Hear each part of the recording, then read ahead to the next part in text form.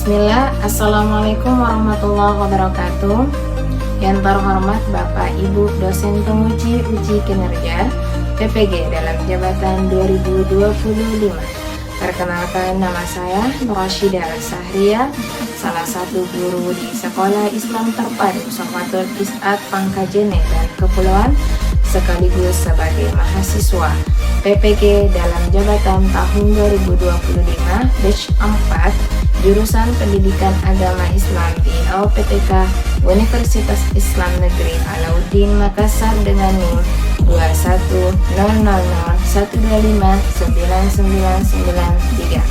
Pada hari ini, Sabtu 7 Februari 2026, saya akan melakukan uji kinerja di Sekolah Islam Terpadu Sohwatul Is'ad Pangkajene dan Kepulauan di kelas 11 dengan materi pernikahan dalam Islam dengan model pembelajaran problem basic learning. Demikian yang dapat saya sampaikan. Atas perhatian Bapak Ibu, saya ucapkan terima kasih. Wallahul muwaffiq ila aqwamit thoriq. Wassalamualaikum warahmatullahi wabarakatuh.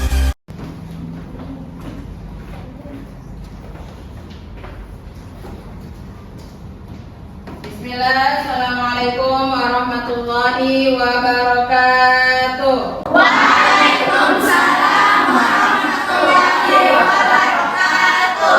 Bagaimana benar? Alhamdulillah, nahnu biwahyi wa ahli. Alhamdulillah, ana bihal. Mata dan sunalan. Untuk ketua kelas, silakan disiapkan teman-temannya sambil membaca doa bersama-sama. Ustaz, naam. Hayo bina nakro doa. Bismillahirrahmanirrahim. Rabbi zidna ilman warzuqna fahman. Rabbi shrahli sadri wa yassir li amri wahlul uqdatam min lisani yafqahu qawli. Allahumma inna nas'aluka ilman nafi'an wa rizqan thayyiban wa amalan mutaqabbalan. Amin. Baiklah, Ustazah akan absen. Bagi yang disebutkan namanya, silakan mengucapkan hadir. Afifah Aura, Hadirah. Alia Wardana, Hadirah. Anica, Hadirah. Asila Alia Hasnanwar, Hadirah. Aura Reski, Dwi Astutiana, Hadirah. Elvira, Hadirah. Fahira, Hadirah. Inaya Asmi, Hadirah. Karisha, Hadirah. Kirana Larasati, Hadirah. Magfiratul Annisa, Hadirah. Merlin, Hadirah. Nabila Nur Afifah, Hadirah. Naswa Magfirah, Hadirah. Nur Indah Putri, Hadirah. Syira Nezila, Hadirah. Syifa Nur Afifah, Hadirah. Talita Ufaira Faras. Hadirah. Oke, alhamdulillah semuanya hadir. Untuk membaca Al-Quran, sampai di mana bacaan Al-Qurannya? Buka Al-Qurannya surah Al-An'am. Oke, surah Al-An'am ayat 139. Ayo, silakan dibuka Al-Qurannya, kemudian dibaca. Abata. A'udzu billahi minasy syaithanir rajim. Bismillahirrahmanirrahim. Wa qalu ma fi butuni hadhil an'ami khalisatul lidzukurina wa muharramun ala azwajina wa hiyakum maitatan fakum fihi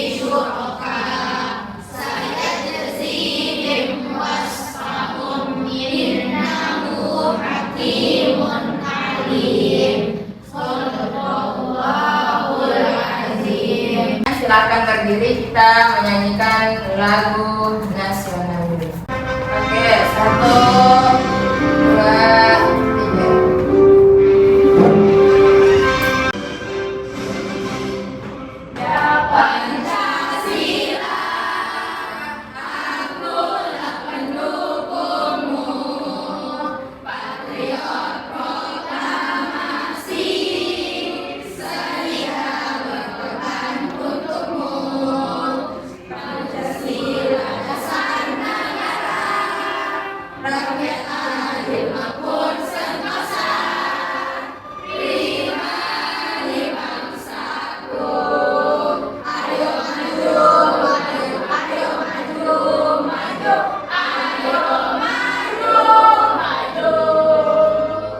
Oke, silakan semuanya duduk kembali.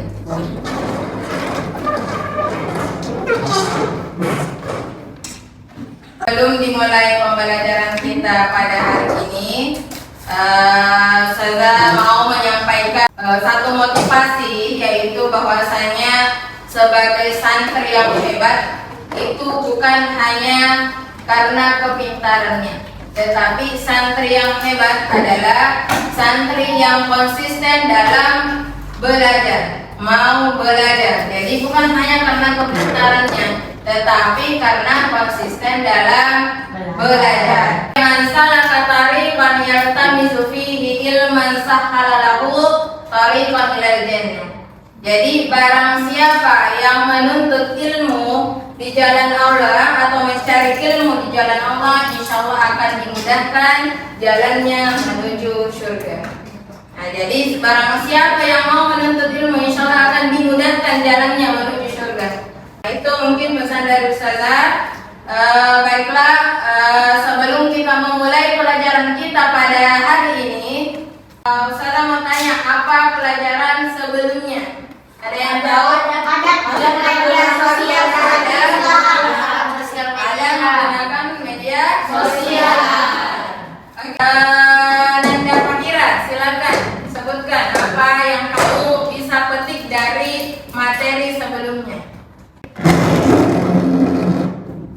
Kesimpulan adab bermedia sosial dalam Islam yaitu menjadikan sarana penyebar informasi dengan niat yang baik, menjaga lisan, rutin melakukan tabayun. Tabayun ini adalah klarifikasi bagaimana seseorang mengecek informasi yang telah mereka dapatkan di platform digital sesuai dengan fakta. Karena sesungguhnya ketika seseorang melakukan itu bermain platform digital, terus dia menyebarkan informasi yang tidak sesuai dengan fakta, maka sama halnya dia menyebarkan aib. Dalam bermedia sosial kita juga harus pandai-pandai dalam menerima informasi. Oke, kita balik ulang. Oke, lanjut. Kita akan mulai pembelajaran kita pada hari ini, yaitu pernikahan dalam Islam. Oke, untuk materi ini kita ketahui dulu apa tujuan pembelajaran yang harus kalian ketahui.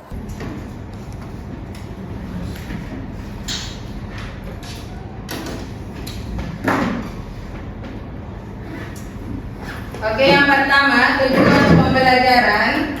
Untuk tujuan pembelajaran dalam pernikahan, yaitu yang pertama harus memahami dulu pengertiannya. Jadi dalam pernikahan dalam Islam itu berdasarkan dengan Al-Quran dan hadis menurut pendapat ulama. Kemudian tujuan yang kedua yaitu menjelaskan dasar hukumnya, yaitu pernikahan dalam Islam harus beserta dengan dalil nakli yang melandasinya. Kemudian lanjut, tujuan ketiga yaitu menganalisis tujuan, yaitu dengan pernikahan itu mewujudkan keluarga yang sakinah, mawaddah, dan warahmah. Lanjut, mengidentifikasi hukum, yaitu pernikahan itu ada juga hukum-hukumnya. Ada wajib, sunnah, mubah, makruh, dan haram. Kemudian menjelaskan rukun dan syaratnya. Jadi ada beberapa rukun sah dan syarat pernikahan, yaitu menganalisis hak dan kewajiban. Sebagai suami istri, sebagai bentuk tanggung jawab dalam rumah tangga, makanya harus mengetahui apa hak dan kewajiban. Mengenai yang pertama, mengenai pengertian pernikahan. Jadi pengertian pernikahan adalah akad yang menghalalkan pergaulan antara laki-laki dan perempuan, atau misalnya yang bukan mahramnya. Fahimtuna?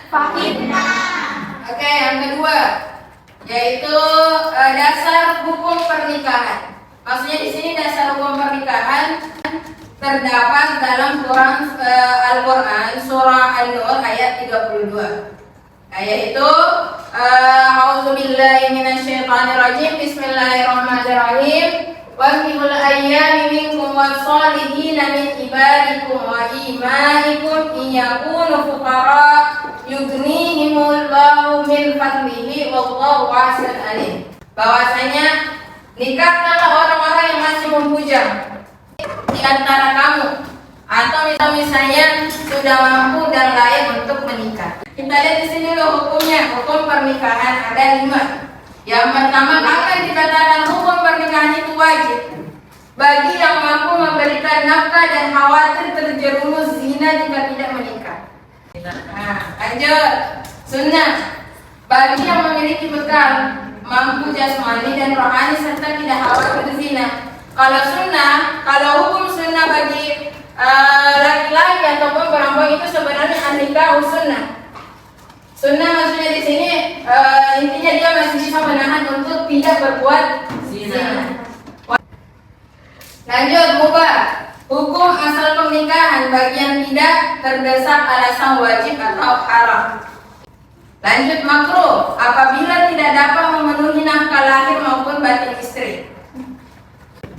Lanjut, haram. Menikah kapan misalnya tidak boleh, atau kapan misalnya hukumnya haram, ketika misalnya menikah dengan niatan jahat atau wanita dalam masa iddah. Apa itu iddah? Maksudnya apa itu iddah? Iddah itu misalnya masih dalam batasan, ya. Kalau ini tetap ihram haji. Ihram atau ihram haji itu ketika misalnya dia tidak boleh menikah kalau misalnya dalam keadaan ihram atau haji. Selesaikan dulu ihramnya, selesaikan dulu hajinya. Fahimtuna? Oke. Meminang atau khitbah. Apa pengertian dari meminang atau khitbah? Khitbah adalah pinangan, yaitu permintaan seorang laki-laki kepada seorang perempuan untuk dijadikan istri dengan cara umum yang biasanya terjadi di masyarakat. Contohnya apa kalau misalnya di Bugis? Tahu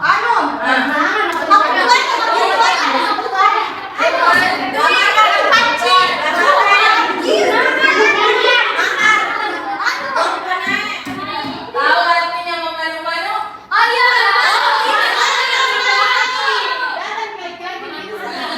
Itu salahnya dalam pernikahan. Pernikahan pergi ke rumahnya, bicara sama orang tuanya bahwasanya saya punya niat baik kepada anak kita. Itu yang dimaksud dengan meminang, menghibah. Sebagaimana dalam Quran surah An-Nur ayat 32, A'udzubillahi minasyaitonirrajim. Bismillahirrahmanirrahim. Wala junaha 'alaikum fima 'aradtum bihi min khitbatin nisa wa a'nantum fi anfusikum. Dan tidak ada dosa bagimu meminang perempuan-perempuan itu dengan sindiran atau kamu sembunyikan keinginanmu dalam hati.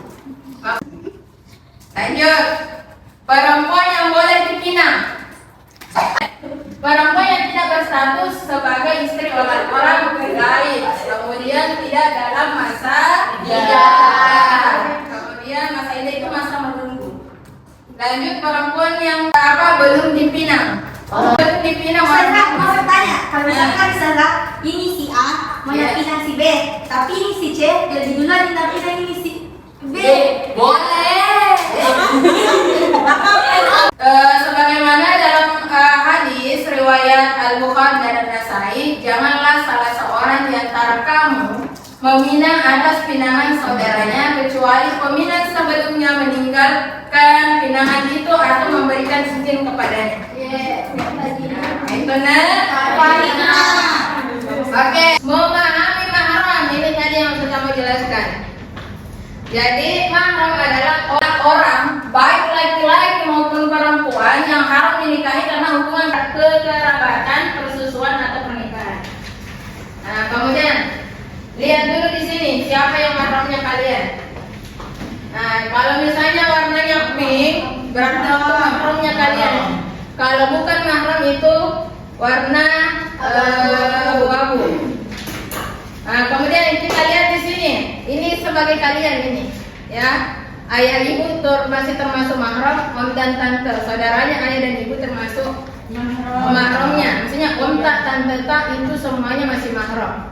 Kakek nenek itu masih mahram. Saudara tiri itu bukan. Kemudian saudara masih mahram. Kemudian saudara tak menikah. Itu yang dimaksud dengan ipar. Ipar bisa dinikahi ya? Bisa. Bisa tapi. Kalau misalnya kakak kalian punya suami, harus pakai jilbab. Karena kenapa? Bisa dinikahi. Bisa dinikahi. Sepupu itu bukan mahram. Dia sepupu tadi tante. Biar anaknya saudaranya ibu tak, saudaranya ayah tak, bukan mahram. Jadi harus wajib pakai hukum dong. Bisa. Sepupu satu kali, sepupu dua kali, sepupu apalagi 3 kali, semuanya itu bukan mahramnya kalian. Sebab haram dinikahi sementara. Ini sementara ya, tidak boleh untuk dinikahi yang pertama. Masih pertalian nikah, masih terikat perkawinan atau dalam masa iddah. Kemudian talak bain kubro. Talak 2, talak 3. Kalau talak 3 itu dia sudah tidak boleh lagi kembali.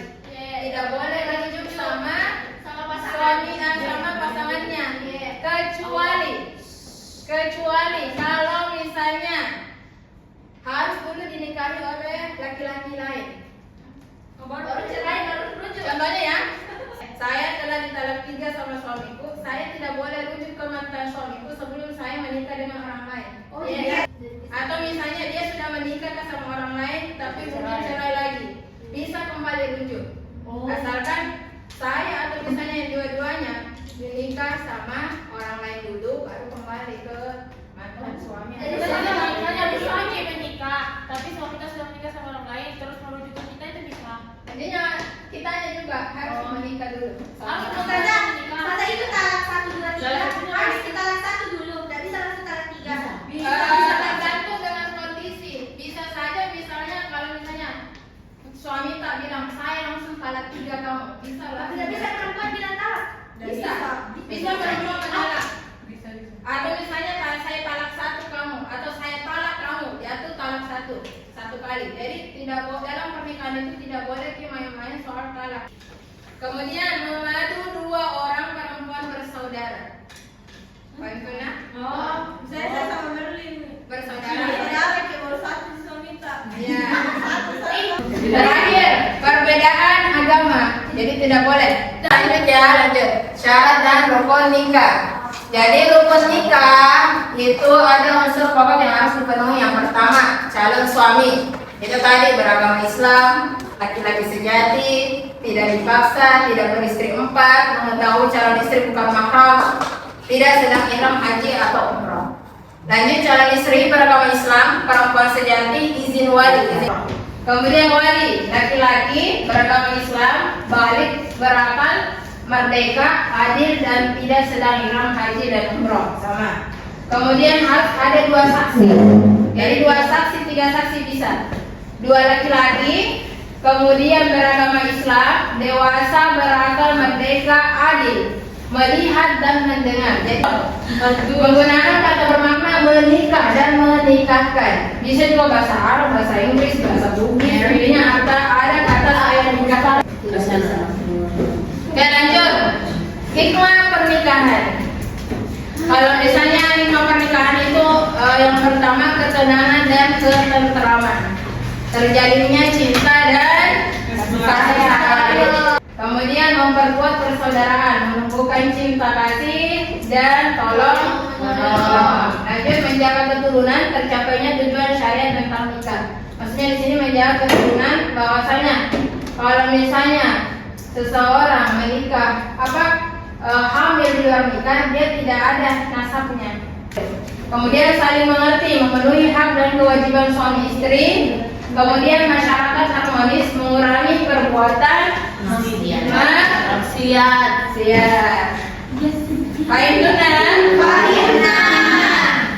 Saya membagikan tugas kelompoknya dulu sesuai dengan materinya, sesuai dengan yang sudah tadi jelaskan. Untuk kelompok pertama yang ini, kelompok kedua, kelompok ketiga, dan keempat. Jadi silakan kerjakan sesuai dengan apa yang saya tadi jelaskan.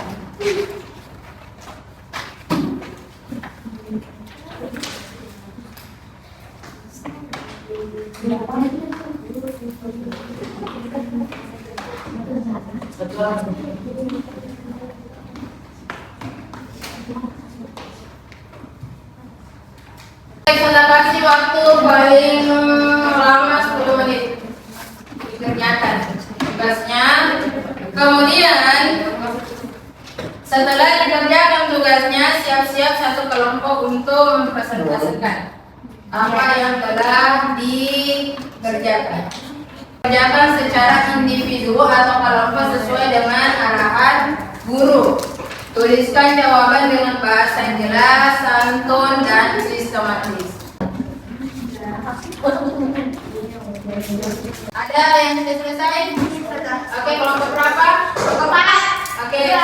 Kalau tidak, silakan naik ke depan. Presentasikan apa yang telah kamu kerjakan. Nah, Ismana. Wahid, Ismail, Salasa. Assalamualaikum warahmatullahi wabarakatuh. Waalaikumsalam warahmatullahi wabarakatuh. Jadi saya perwakilan dari kelompok 4 akan mempresentasikan analisis kasus. Ahmad telah mampu mencari ekonomi dan khawatir terjerumus pada pergaulan bebas di bidang nikah. Pertama, apa hukum pernikahan bagi Ahmad? Hukumnya yaitu wajib. Alasannya karena secara ekonomi sudah mampu. Beri dulu aplaus temannya. Oke, lanjut. Siapa lagi kelompok? Ya, Kelompok 2. Oke, silakan mempresentasikan apa yang telah dikemukakan. 1, 2, 3. Assalamualaikum warahmatullahi wabarakatuh. Jadi kali ini saya akan mempresentasikan LKPD kelompok 2. Untuk dasar keluarga pernikahan menurut ajaran Islam. Pernikahan adalah suatu akad yang menghalalkan pergaulan antara seorang laki-laki dan seorang perempuan yang bukan mahramnya. Yang kedua, sebutkan dari Al-Quran yang menjelaskan tentang pernikahan.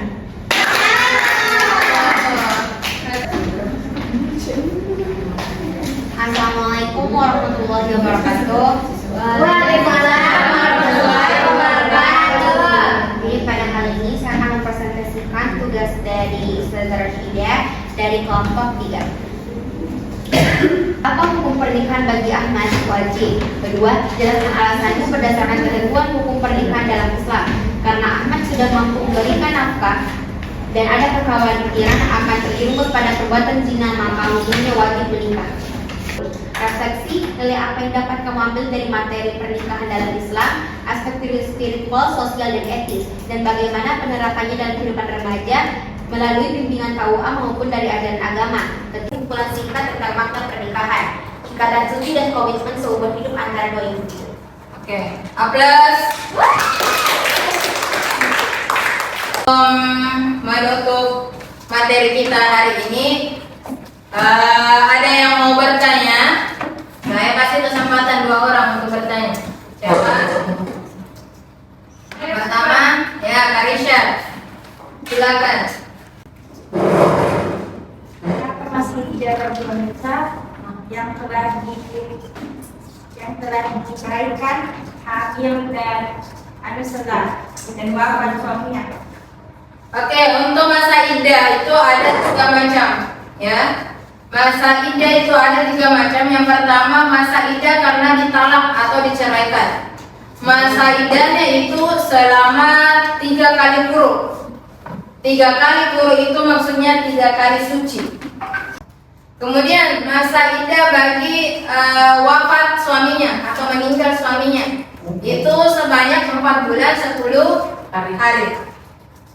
4 bulan 10 hari. Kemudian ditalak tapi sementara hamil. Jadi masa iddahnya sampai melahirkan.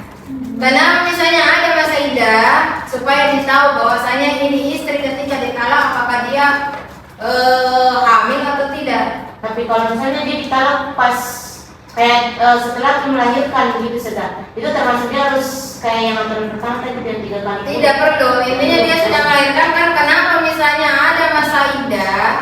Karena mau ditahu apakah ini istri hamil atau tidak. Begitu. Siapa yang bertanya? Sudah sama kayak perceraian dan talak atau talak kayak tahap-tahapan sebelum bercerai itu. Perceraian itu sama talak itu sama, cuma beda bahasa. Sama intinya artinya pisah, ya, berpisah dengan suaminya atau berpisah dengan istrinya. Perceraian, tapi kalau talak itu dalam bahasa Arab, kalau perceraian itu dalam bahasa Indonesia. Refleksi dari kita bahas pada hari ini yaitu tentang pernikahan dalam Islam, bahwasanya kalian harus tahu hukum pernikahan itu bagaimana. Kemudian hikmahnya setelah menikah itu tadi untuk menumbuhkan kasih sayang, untuk memperkuat tali silaturahim. Kemudian diharapkan juga dalam nilai-nilai pernikahan itu Islam tidak hanya dipahami secara teori saja, tetapi harus juga diamalkan dengan sikap. Jangan hanya tahu nikah itu enak, ya. Jangan hanya tahu nikah itu enak. Ternyata ketika pas menikah, ternyata ada enak, ada pahit, ada kejutan, ada rasa-rasa nada-nada jadi berbeda. Kemudian kesimpulan dari materi pernikahan dalam Islam ini, bahwasanya kalau misalnya pernikahan itu bernilai ibadah, semuanya bernilai ibadah. Tapi kalau menikah, pegang tangan itu sudah termasuk ibadah. Semua apa yang kita lakukan, contohnya mencuci untuk suami, memasakkan suami, itu sudah termasuk pahala dan ibadah. Jadi kesimpulan dari materi ini bahwasanya nikah itu adalah ibadah sepanjang masa. Untuk penilaiannya, salah speed dulu. Maju ke depan. Silakan maju ke depan untuk menjawab soal. Yang kedua, langsung ya. Dua orang. Bilang pertama. Gimana? Siap, gimana ini?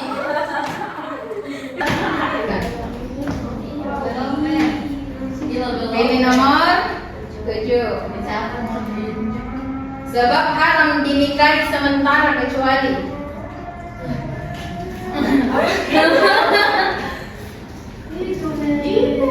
Nah, jawab sendiri. Silakan tempel tangannya. Yang mana? D, C.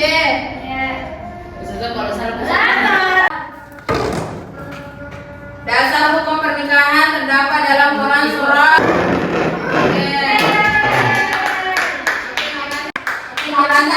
Silakan maju ke depan.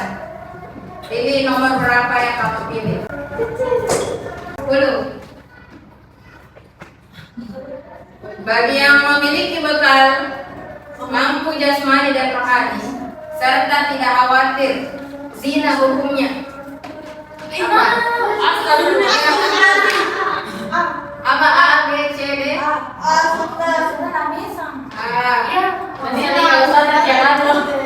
Oke, satu kali lagi. Nomor 2. Sebab haram dinikahi sementara kecuali B.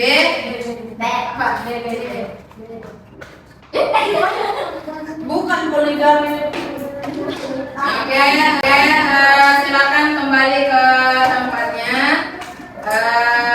Mungkin cukup sampai di sini dari Ustazah.